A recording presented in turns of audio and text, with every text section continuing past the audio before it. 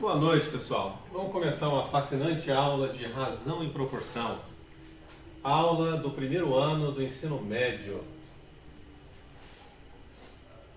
Só que antes de começar a falar sobre o que é realmente a razão e a proporção, vamos falar um pouco sobre a parte histórica, que também é importante. Bom, nós temos um breve apanhado histórico do papel das razões e proporções no desenvolvimento da música ocidental, apresentando dados que conferem plausibilidade histórica, a correlação entre altura musical e comprimento da corda, entre intervalos musicais, e razões matemáticas, bem como entre composição de intervalos musicais contíguos e composição de razões matemáticas. A matemática e a música, elas na verdade possuem na cultura ocidental vínculos bem fortes e já conhecidos desde a antiguidade, manifestado no assim conhecido experimento que ficou conhecido como monocórdia, que foi atribuído aos seguidores de Pitágoras, os pitagóricos. Esse experimento consistia somente em estabelecer uma relação inversamente proporcional entre o que hoje nós chamamos de altura musical e comprimento da corda, e a correspondência entre os intervalos musicais e razões matemáticas verificadas em uma corda: oitava, que é de 1 para 2, quinta, que é de 2 para 3, a quarta, que é 3 para 4. Mas ainda a consequência natural de que a composição de intervalos musicais subjaz a composição também de razões matemáticas, ou seja, até na música nós temos razão e proporção. Música alta, música baixa, som alto, som baixo, tudo tem relação com matemática. Então, indo ao que interessa, razão e proporção são conceitos que estão intimamente ligados, e dizemos que existe, na verdade, uma proporção ao observar duas ou mais razões e construir uma relação entre elas. Em outras palavras, uma razão, na verdade, é o quê? É uma divisão entre dois números. E uma proporção seria o quê? Uma igualdade entre duas razões. Então aqui dizemos, por exemplo, que a razão entre os números A e B é o quociente de A sobre B, ou seja, é o resultado da divisão de A por B, que nós chamamos de razão. A representação da razão ela pode ser A dois pontos B, que simboliza a divisão, A sobre B, o traço, ou o próprio resultado. Por exemplo, 8 sobre 2, eu represento como sendo 4, e 4 também é uma razão, porque eu posso representar 4 também como 4 sobre 1. Bom, aqui nós temos alguns exemplos. Por exemplo, se eu perguntasse qual é a razão entre 40 e 20, lembrando que seria o quê? 40 dividido por 20 é uma fração, onde o numerador é o que vem acima e o denominador é o que vem abaixo. Então, se eu tenho, por exemplo, aqui 1 sobre 2, 1 é o numerador e o 2 é o denominador. Se o denominador for igual a 100, nós temos uma razão especial. Essa razão nós chamamos de porcentagem, e alguns autores também chamam de razão percentual ou razão centesimal. Por exemplo, 30% ele pode ser representado como 30 sobre 100, e 30 dividido por 100 também é igual a 0,30. Todos esses três valores aqui representam a mesma coisa, a mesma situação. Bom, nas razões, o coeficiente que está localizado acima, o número acima, é chamado de antecedente, que seria o equivalente ao numerador, enquanto de baixo é chamado de consequente. O consequente é o que a gente está acostumado a chamar de denominador. Então, pode cair um exercício, por exemplo, para vocês, em que eu quero saber qual o valor de x na proporção abaixo. 1 dividido por 3 igual a 12 sobre x. O que eu faço? Eu faço uma multiplicação cruzada, que ficaria o quê? 1 vezes x dá x, igual a 3 vezes 12, que seria igual a 36. Logo, x é igual a 36.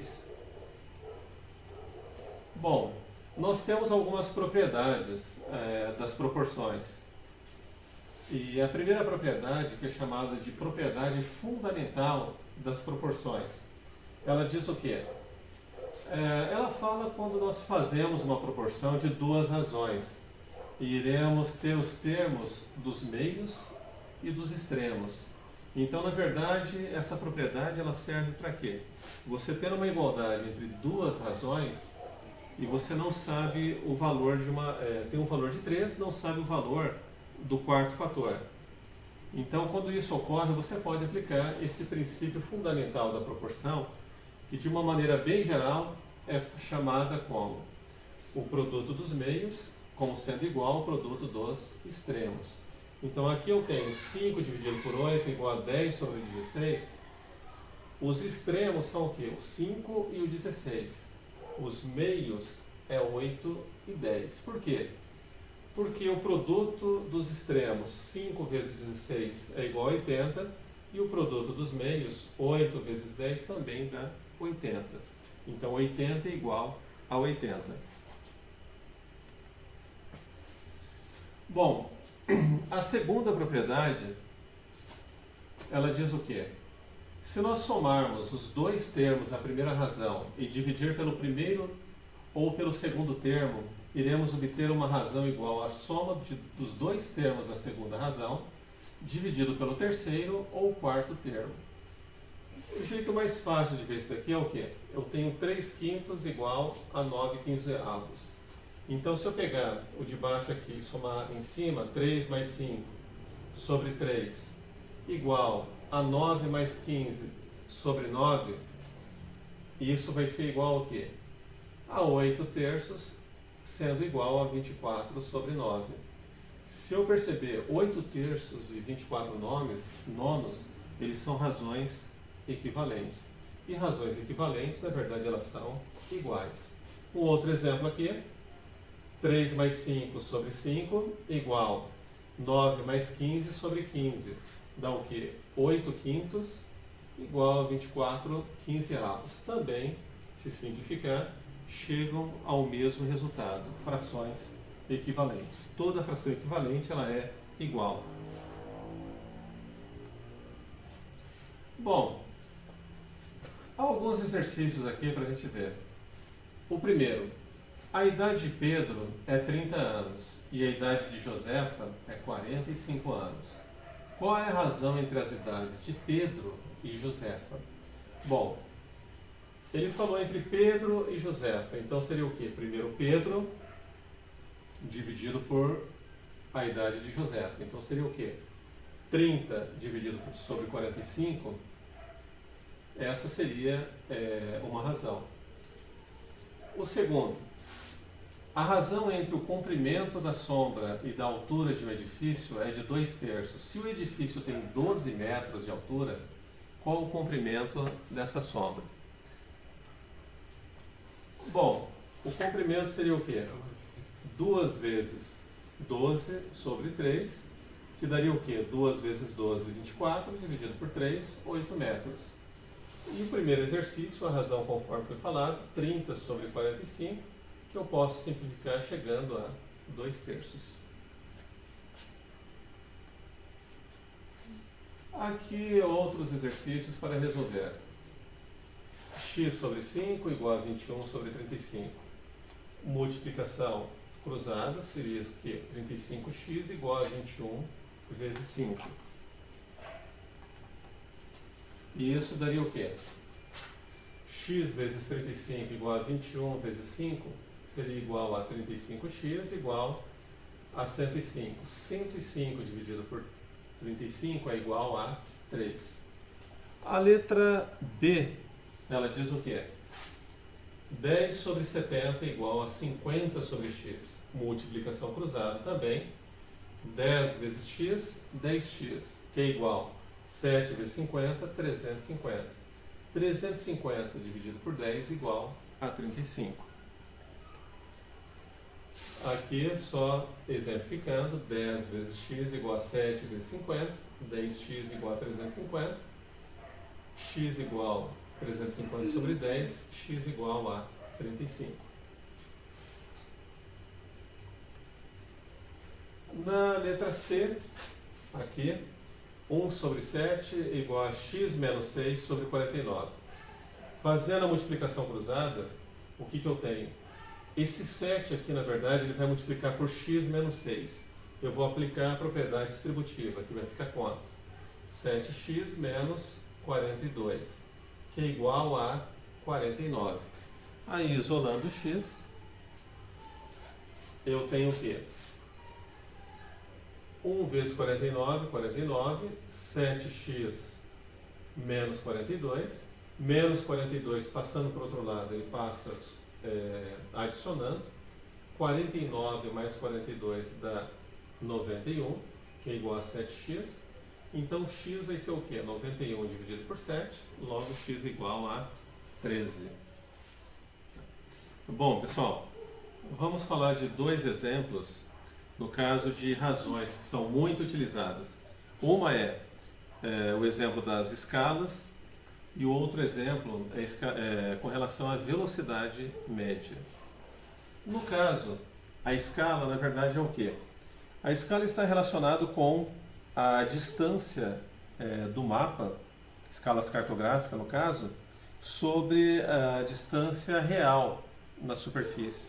Então, uma relação de divisão. Então, por exemplo, você tem aqui um mapa e uma pequena cidade, destaque-se a presença de uma rodovia, cuja extensão é de 15 quilômetros. Só que no mapa em questão, a sua medida ele está em 10 centímetros, o que nos permite concluir que a sua escala cartográfica é de quanto? A primeira coisa que eu tenho que fazer é o quê? Eu tenho que deixar as duas unidades iguais. Eu tenho que transformar 10 centímetros em quilômetros ou 15 quilômetros transformando em centímetros. Aí, isso vai me dar o quê?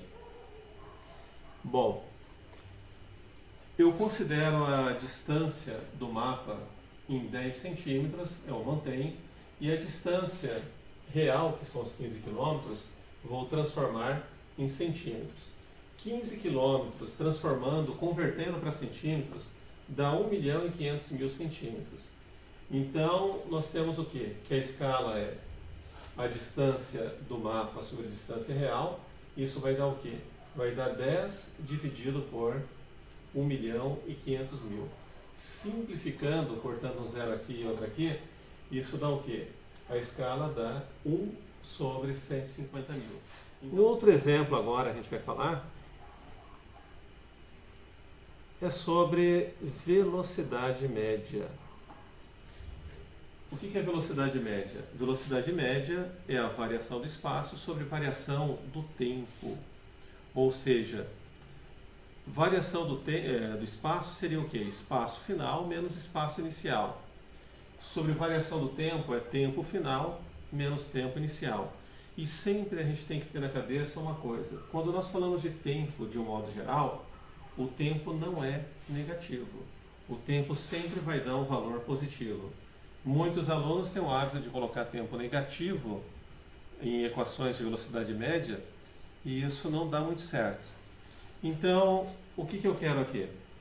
Eu quero saber qual é a velocidade média em metros por segundo de uma pessoa que percorre a pé 1,8 quilômetros em 25 minutos.